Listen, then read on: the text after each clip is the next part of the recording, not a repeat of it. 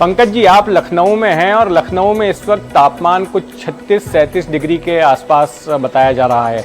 लेकिन अगर मुंबई की बात करें तो मुंबई में इस वक्त ठंडक है और मुंबई में दिन के वक्त रात का माहौल देखने मिल रहा है, क्योंकि काले बादल मुंबई शहर पर मंडरा रहे हैं और मुंबई में मानसून ने वक्त से काफ़ी पहले ही दस्तक दे दी है।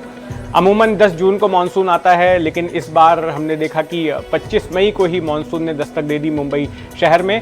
और उत्तर भारत की अगर बात करें, तुलना करें तो उत्तर भारत में गर्मी और ठंडी का मौसम जो है वो काफ़ी तकलीफदेह होता है, लेकिन मुंबई में एक ही मौसम त्रासदी लेकर आता है, वो है मानसून का। और वही त्रासदी इस वक्त हम मुंबई शहर में देख रहे हैं।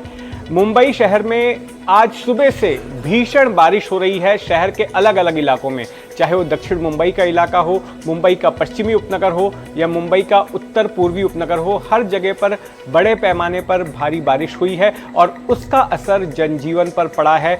देखिए, मुंबई का बारिश के साथ जो है बड़ा ही अजीब तरह का नाता है। एक तरफ अगर बारिश नहीं होती है तो जो मुंबई को पानी सप्लाई करने वाले 7 तालाब हैं वो नहीं भरते हैं, और ऐसे में बारिश जरूरी होती है। लेकिन जब बारिश होती है तो मुंबई शहर भौगोलिक तौर पर कोंकण क्षेत्र में आता है और कोंकण वो इलाका है जहां पर काफ़ी बारिश होती है और इसका असर मुंबई पर भी दिखाई पड़ता है। और मुंबई की अगर आप तस्वीरों को देखेंगे तो आप पाएंगे कि कई इलाकों में जलजमाव हो चुका है। यहाँ तक कि हाल ही में एक नया अंडरग्राउंड मेट्रो रेल का स्टेशन, अंडरग्राउंड मेट्रो लाइन 3 की शुरुआत हुई। मुख्यमंत्री ने उसकी शुरुआत की थी और उसका स्टेशन आचार्य अत्रे चौक वर्ली इलाके का है, ये लो लाइंग इलाके में पड़ता है।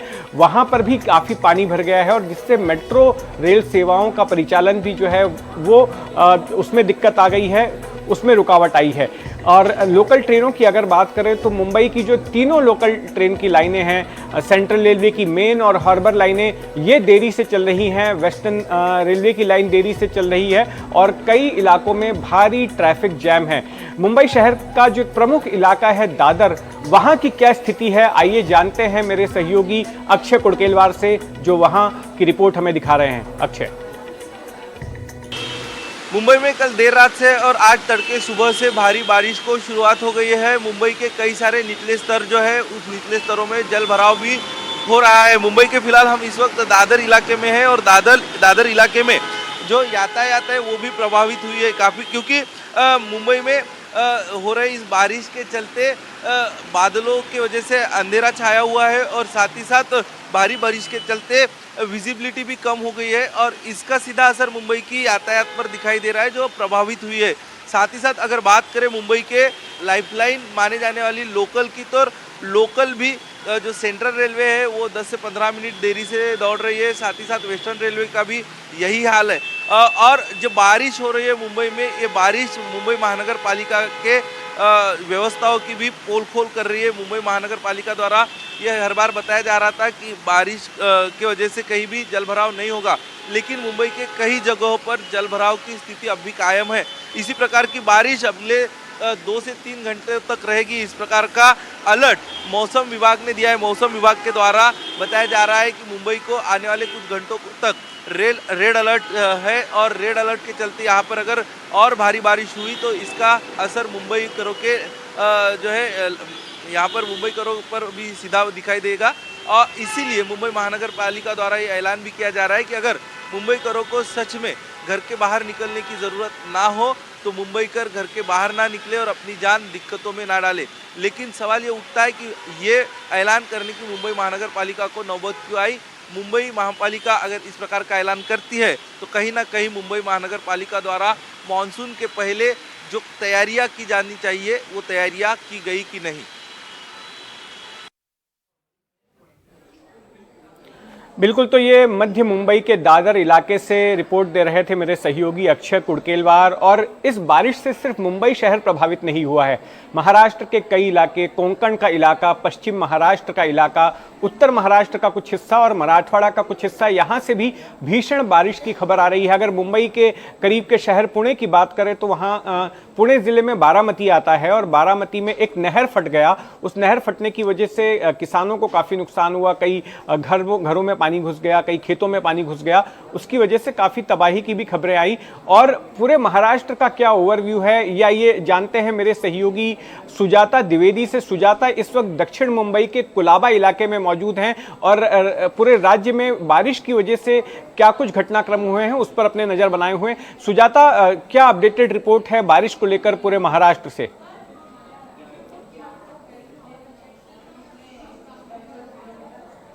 बात करें महाराष्ट्र की तो अगले कुछ दिनों तक जो है मौसम विभाग द्वारा रेड अलर्ट कई इलाकों में जारी किया गया है, जिसमें प्रमुख इलाके मुंबई, ठाणे, रायगढ़, सिंधुदुर्ग ये इलाके आते हैं। और ऐसे में लगातार सुबह से जो भारी बारिश हो रही थी उसके ठीक बाद मौसम विभाग ने जो पहले येलो अलर्ट था उसे ऑरेंज अलर्ट किया और उसके बाद उसे रेड अलर्ट में तब्दील कर दिया।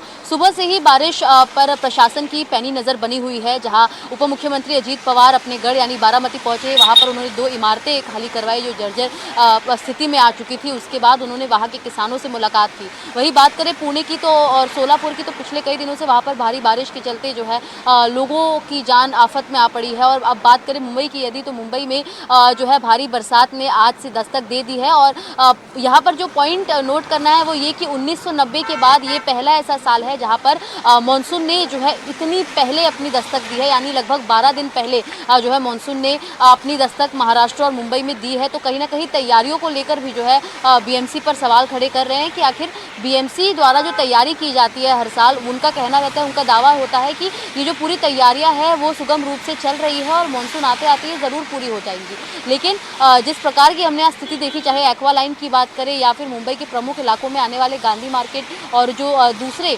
इलाके हैं वहाँ पर भी जो है पानी इस प्रकार भरा कि वो निकलने का नाम तक नहीं ले रहा था। यहाँ तक कि अस्पताल में तक पानी भर गए, जहाँ पर जीटी हॉस्पिटल और केईएम हॉस्पिटल में जो है पानी हमें चढ़ता हुआ दिखा। तो ऐसे कई सारे कारण हैं और कई सारी स्थिति जो आज नजर आई है। उसके बाद बीएमसी के पोल खोल को लेकर जो है कई सवाल खड़े किए जा रहे हैं। हालांकि बीएमसी का कहना है कि जो टोपोग्राफी है मुंबई की वो कहीं ना कहीं डगमगाने वाली है, जिसके चलते तैयारियां तो की जाती है लेकिन बारिश आते आते वो तैयारियां जो है किसी मतलब की नहीं होती। मैं इस समय बुधवार पार्क में मौजूद हूँ और ये एक तटीय क्षेत्र है। यहाँ पर बड़ी तादाद में मछुआरे भी रहते हैं। मछुआरों को फिलहाल यहाँ से हटा दिया गया है, उन्हें भी अलर्ट पर रखा गया है। अपनी नाव को लेकर वो बिल्कुल अंदर ना जाए, फिलहाल उन्हें ये गाइडलाइन देते हुए जो है यहाँ से दूसरी जगह पर ले जाया गया है। हालांकि क्योंकि वो यहाँ पर रहते हैं तो उनके परिवारों के साथ उनकी सुरक्षा उन्हें खुद बरतने की सलाह भी जो है वो यहाँ पर कोस्ट गार्ड द्वारा दी गई है।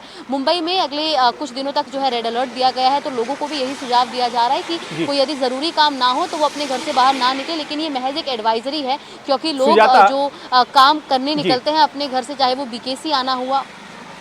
जी सुजाता, मेरा सवाल यह है कि देखिए इस बार जो नाले सफाई का काम था वो तो एक तो बीएमसी ने देरी से शुरू किया और उस पर जो है मानसून इस बार वक्त से पहले आ गया।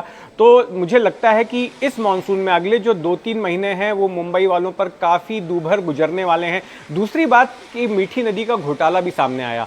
मीठी नदी की साफ सफाई को लेकर करोड़ों रुपए खर्च किए गए, लेकिन पता चला कि साफ सफाई सिर्फ कागजों पर हो रही थी, यानी कि मीठी नदी की सफाई हो ही नहीं पाई। और आपको याद होगा कि जुलाई 2005 में जो मुंबई में जो प्रलय आई थी वो मीठी नदी में बाढ़ की वजह से ही थी।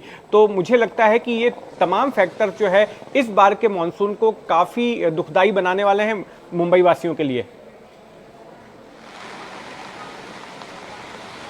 बिल्कुल सर। और देखिए अगर हम बात करें मीठी नदी की, तो दहीसर से लेकर बांद्रा तक का जो ये पानी पहुंचाने वाला ये नदी है, ये बहुत प्रमुख और अहम नदी मानी जाती है, खासतौर पर मुंबई के पानी सप्लाई को लेकर। और ऐसे में जैसा आपने बताया कि जो 2005 में प्रलय आया था उसमें बड़ा कारण मीठी नदी का था, क्योंकि यहाँ पर जिस प्रकार की हमें गड़बड़ी देखने मिली थी और अब एक और घोटाला सामने आया है, तो कहीं ना कहीं नदियों को लेकर बीएमसी की क्या तैयारी है, इसको लेकर भी जो है प्रश्न चिन्ह खड़ा हुआ था। हालांकि मैंने एक डिटेल रिपोर्ट की थी इस पर बीएमसी के अधिकारियों से बात करते हुए कि आखिर इन नाले सफाई को लेकर, नदी सफाई को लेकर उनकी क्या तैयारी है। तो लगभग 570 करोड़ का जो अमाउंट है वो महज नाले सफाई और नदी सफाई के लिए दिया गया था। और जो टोटल बजट था इस बार मानसून प्रिपरेशन को लेकर वो 1390 करोड़ रुपए का जो बजट है वो बीएमसी ने तैयार किया था, जिसके अंदर मैनहोल्स, पॉटहोल्स, नाले सफाई, जो तमाम एआई एनेबल्ड टेक्नोलॉजी बीएमसी द्वारा लॉन्च किए गए हैं, नालों को साफ करने के लिए ट्रैश बूम की टेक्नोलॉजी लाई गई है। हालांकि इसे अप्लाई करते करते जो है समय काफी बीत चुका था और तब तक मानसून ने जो है अपने दस्तक देना शुरू भी कर दिया था। तो कहीं ना कहीं जी सुजाता, बिल्कुल पैसे तो काफी खर्च किए गए, लेकिन जमीन पर जो है हमें नजर नहीं आ रहा है उसका असर। और जैसे जैसे मानसून आगे बढ़ेगा हमें पता चलेगा कि आखिर कितनी पुख्ता ये तैयारियां थी।